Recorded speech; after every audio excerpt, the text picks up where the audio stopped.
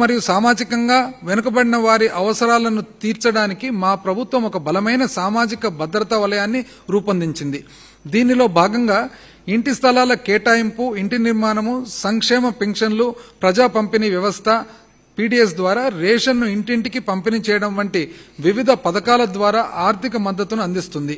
ఈ కృషి పేదరికాన్ని దాని మూలాల నుండి నిర్మూలించేలా నిబద్ధతను నొక్కి చెబుతుంది. ప్రతి వ్యక్తి వారి ఆర్థిక స్థితితో సంబంధం లేకుండా గౌరవప్రదమైన మరియు సురక్షితమైన జీవితానికి గడపడానికి మా ప్రభుత్వం సహకారం అందిస్తుంది. గృహరంగం గత ప్రభుత్వం తన 5 ఏళ్ల కాలంలో 4,63,697 ఇళ్ల పట్టాలు పంపిణీ చేయగా మా ప్రభుత్వం 2019వ సంవత్సరం నుండి 1,53,000 కోట్ల రూపాయల విలువ గల 30,65,315 ఇళ్ల పట్టాలను పంపిణీ చేసింది అధ్యక్ష. ఐ రిపీట్ అధ్యక్ష, గత ప్రభుత్వము తన 5 ఏళ్ల కాలంలో 4,63,697 ఇళ్ల పట్టాలు పంపిణీ చేయగా మా ప్రభుత్వము 2019వ సంవత్సరం నుండి 1,53,000 కోట్ల రూపాయల విలువ గల 30,65,315 ఇళ్ల పంపిణీ చేసింది. పేదలందరికీ ఇల్లు పథకం కింద మా ప్రభుత్వం ప్రతి లబ్ధిదారునికి ఇంటి ఖర్చుకు 1,80,000 రూపాయలు ఇవ్వడమే కాకుండా మౌలిక సదుపాయాల కల్పనకు ఒక్కో ఇంటికి 6,90,000 రూపాయలు కేటాయించిన ఫలితంగా గృహ నిర్మాణ పనుల్లో వేగం పుంజుకుంది. ఈ పథకం కింద 22 లక్షల ఇళ్లు కేటాయించగా దాదాపు 9 లక్షల ఇళ్లు పూర్తయ్యాయి. మిగిలిన ఇళ్లను 2024 డిసెంబర్ నాటికి పూర్తి చేయాలని లక్ష్యంగా పెట్టుకున్నాం. మా ప్రభుత్వం 32,990 కోట్ల రూపాయల అంచనా వ్యయంతో వైఎస్ఆర్ జగనన్న కాలనీలో త్రాగునీటి సరఫరా, విద్యుత్తు, రోడ్లు మొదలైన మౌలిక సదుపాయాలు కల్పించి ఆదర్శ గ్రామాలుగా అభివృద్ధి చేస్తుంది. వైఎస్ఆర్ జగనన్న కాలనీలో ఇప్పటి వరకు 1,62,538 మంది లబ్ధిదారులు నివాసం ఉంటున్నారు.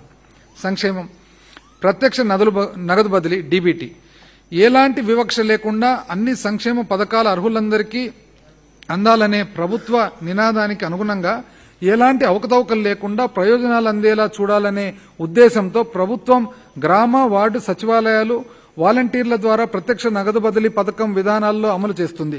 కులం, మతం మరియు ఇతర అంశాలతో సంబంధం లేకుండా ప్రయోజనాలు అందరికీ చేరేలా చేస్తుంది.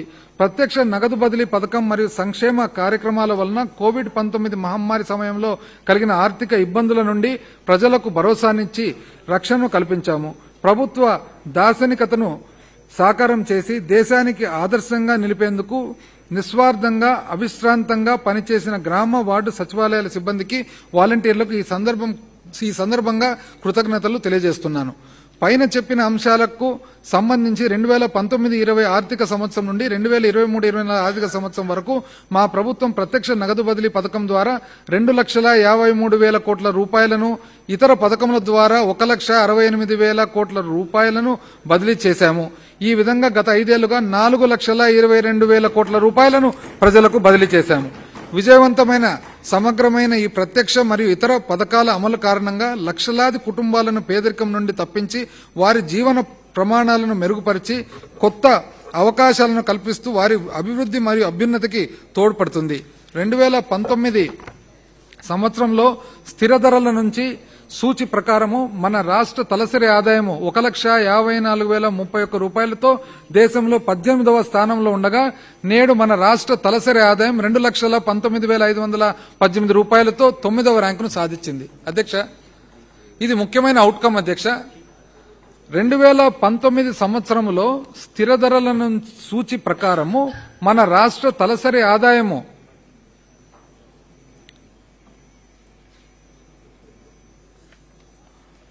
చిన్న కరెక్షన్ అధ్యక్ష, ఇంతకుముందు గత ప్రభుత్వము హౌస్ పట్టాస్ ఇవ్వలేదు కానీ వాళ్ళు ఇండ్లు కట్టేదానికి ఇండ్లు మాత్రము శాంక్షన్ చేయడం జరిగింది అధ్యక్ష, పట్టాలు ఇవ్వలేదు అధ్యక్ష. I stand corrected. Only government of India scheme ద్వారా వచ్చిన ఇండ్లు ఏవైతే ఉన్నాయో ఆ ఇండ్లను ట్రాన్స్లేట్ చేయడం జరిగింది అధ్యక్ష.